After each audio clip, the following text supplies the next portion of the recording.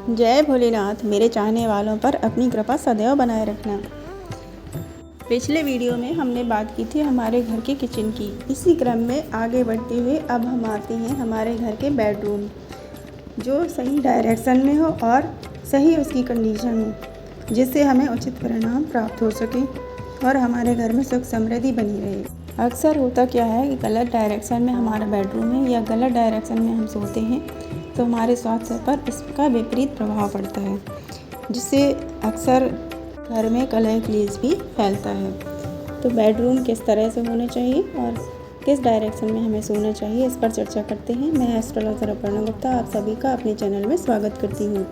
वास्तु और ज्योतिष से संबंधित किसी भी तरह की समस्याओं के समाधान के लिए आप मेरे चैनल को लाइक सब्सक्राइब करिए और बेल आइकन प्रेस करिए ताकि अगले सभी वीडियोस आपको समय से मिल सकें। और हाँ, शेयर करना मत भूलिए, क्या पता कौन सी वीडियो कब किसके काम आ जाए।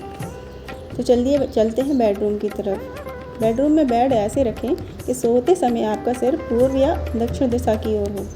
यदि सोते समय सिर पूर्व की ओर रखना हो तो पलंग का एक सिरा पूर्व की दीवार को छूता हुआ रखें। यदि सिर दक्षिण की ओर रखना हो तो पलंग का एक सिरा दक्षिण की दीवार को छूता हुआ रखें।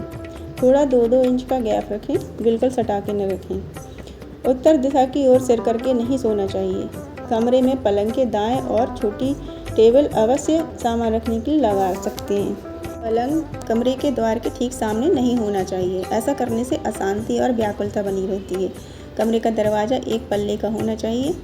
वृद्धजनों के लिए पूर्व की ओर सिरहाना ठीक रहता है। आध्यात्मिक चिंतन, ध्यान साधना और अच्छी नींद के लिए उपयुक्त रहता है। विद्यार्थियों के लिए पश्चिम में सिरहाना उपयुक्त रहता है। बाईं ओर करवट करके लेटने की आदत डालना हितकारी होता है। बेडरूम में पलंग के ऊपर छत में बीम नहीं होनी चाहिए। यदि संभव हो तो तिजोरी बेडरूम में ना रखें। घड़ी पूरब या पश्चिम की दीवार पर लगाएं।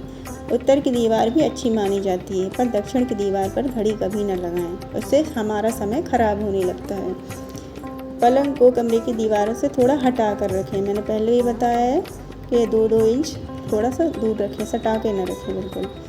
आईना इस तरह न लगाएं कि बेड के सामने पड़े या बेड पर लेटे व्यक्ति को उसमें दिखाई दे। हमारे घर का मास्टर बेडरूम दक्षिण पश्चिम दिशा में हो तो अति उत्तम रहता है और बच्चों का रूम पूर्व यानी ईशान कोण में इस तरह से रखें, या हमारे घर के जो बुजुर्ग हैं उनका रूम भी हम पूरब की तरफ रख सकते हैं, जिससे हमें उचित परिणाम प्राप्त हो। बेड के नीचे कभी झाड़ू न रखें। चप्पल, जूते इन सब को अवॉइड करें, क्योंकि इससे नकारात्मक ऊर्जा बढ़ती है जो हमारी नींद में खलल पैदा करती है।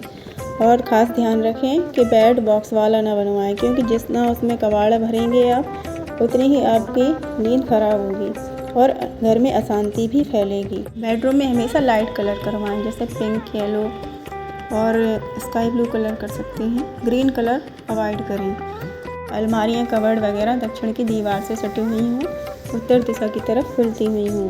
रूम में कभी भी भगवान के किसी तरह के भी चित्र ना लगाएं, ना पूर्वजों के भी, उन्हें भी अवॉइड करें। हाँ, एक फैमिली फ़ोटो बड़ा सा अपने बेडरूम की दक्षिण दीवार पर लगा के रखें।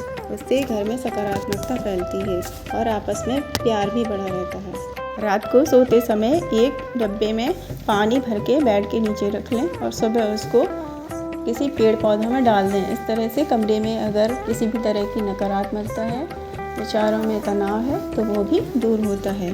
तो कैसी लगी आपको ये जानकारी, मुझे कमेंट बॉक्स में लिखें और इसी तरह की और भी जानकारी के लिए हमसे जुड़े रहें।